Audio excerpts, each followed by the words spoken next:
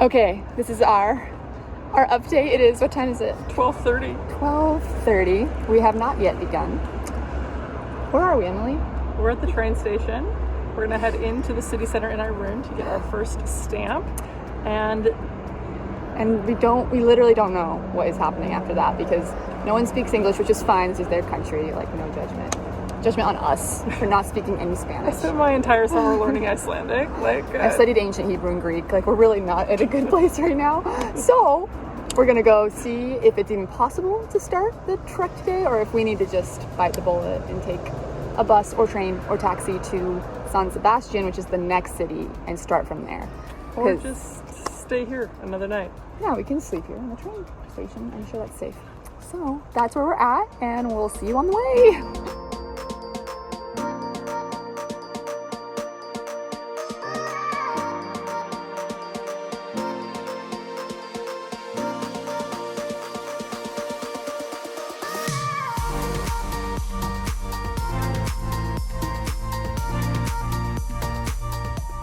Okay, so update. I found a tourist office.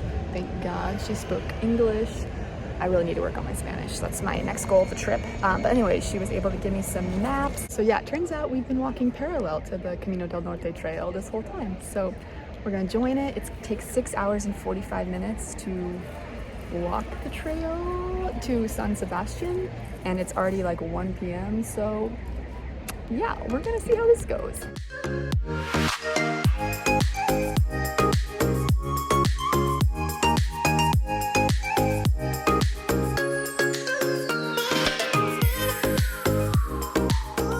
Update. Emily and I have, by God's grace, made it to the right path.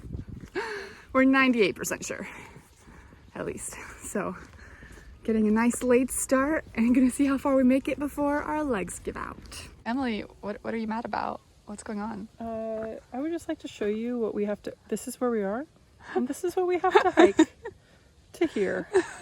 Oh yeah, I wasn't in charge of picking this route. That's all you. That would be me. We've been walking the El Camino for only like 2 hours and we already got lost. We're on this like out of the way trail that's like straight up a mountain, trying to find our way back to the El Camino trail. We don't know where we went wrong.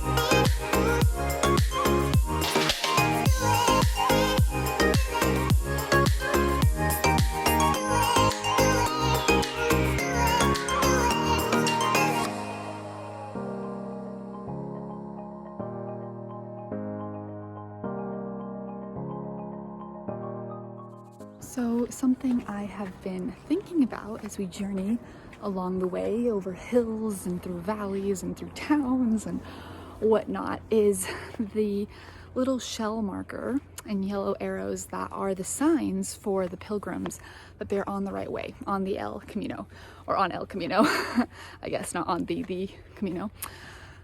So we have these yellow arrows. Actually, we're coming up on one right now. I'll show you when we pass it. But I was thinking about how dependent we as El Camino pilgrims become on these yellow arrows to show us that we're in the right direction, to distinguish this path from other paths that there are to follow, the wrong paths that we could accidentally get lost on.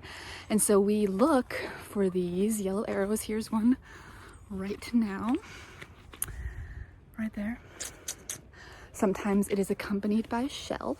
And so at the beginning of El Camino, it can be a little bit tricky because we haven't trained our eyes to see those arrows yet, which is why Emily and I got super lost the first day. But as you go on, it begins to become more familiar, right? You kind of attune your eyes to look for those yellow markers, those yellow arrows, those shells.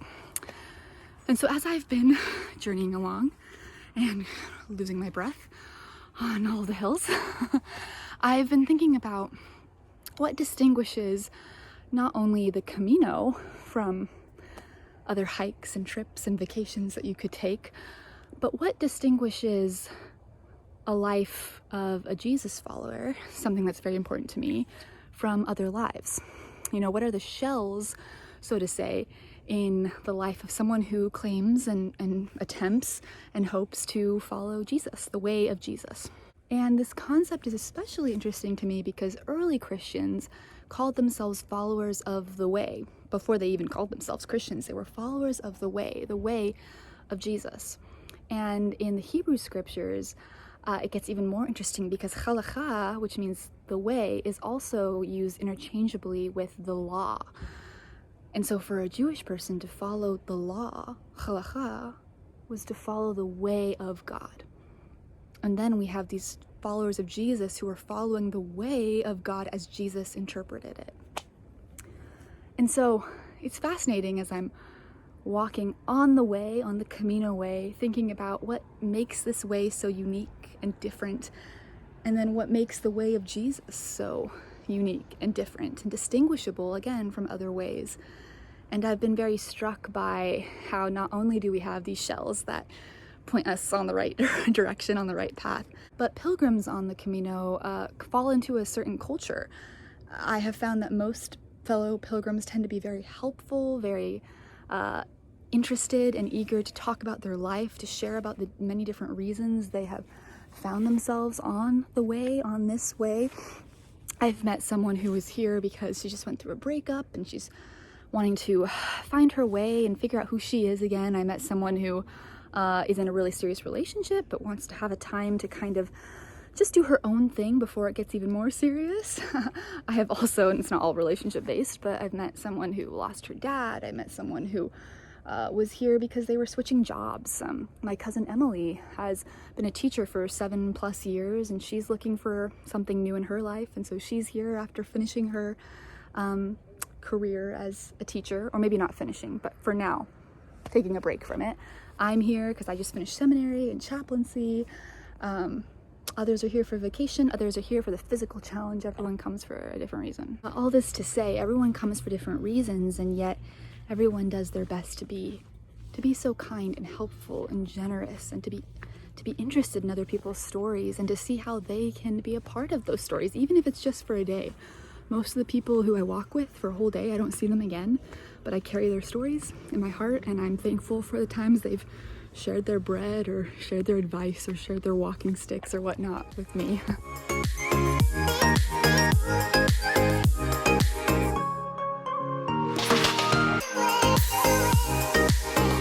So as I was a little bit afraid of, there was no room in the hostels. They filled up at like 4:30 and it's like 8 p.m. So we kind of knew this, but it was so kind because all the other pilgrims there were so kind and considerate. They were willing to share, like there was a couple that was willing to share a bed. There was someone else willing to move around so I could sleep on the floor next to the bed, and super kind. I might end up going back up there, but I'm gonna find Emily right now and see if there's a potential to get a hotel so that we can be together and start out together and not get lost from each other. But if not, I'm gonna try to make it back to these very kind people and take up their offer so I can sleep on the floor.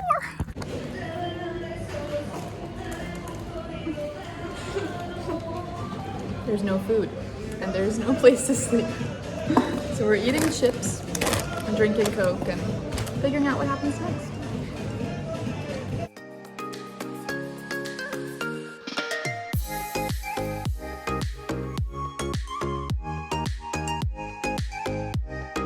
All right, we are here. We are alive. We ended up staying in San Sebastian and, as Emily said, paying a stupid tax to buy our way out of our situation. So we stayed in the hotel there, and then we took the bus back here, and now we're starting the walk from where we were originally supposed to start, which is here at Saya, I believe. We don't know how to speak Spanish, which has been difficult. So we are gonna leave from here. This is the town of Victor Hugo, which is a fun fact, the writer of Les Miserables. So that was cool. Tried to go into the museum. It's closed. Seems to be a theme. So we're gonna take a boat, we're gonna hike, and it's gonna be great.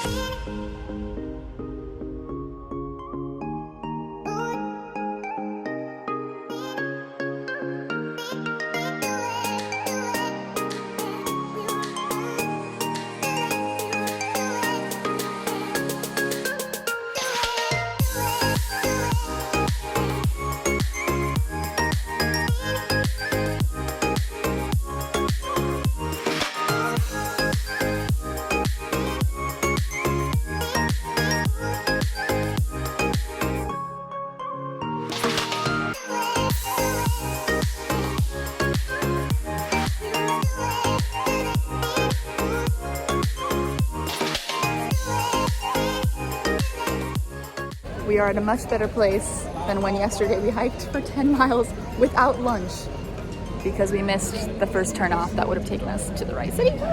But instead, we walked 10 miles on a granola bar.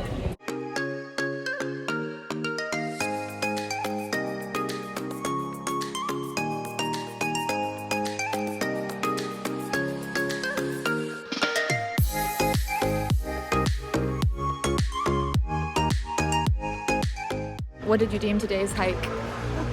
So many good views. So many good views. Today was a good day in the sense that we made it here before 10 p.m. We got here in time to get a hostel, which is a very nice hostel. It's pretty good. It's clean. It's got a bed. And now we are looking for food. And then we're gonna sleep early and hike. We really don't even know where we're hiking tomorrow. This is how we do the Camino. It's just getting up and walking. What?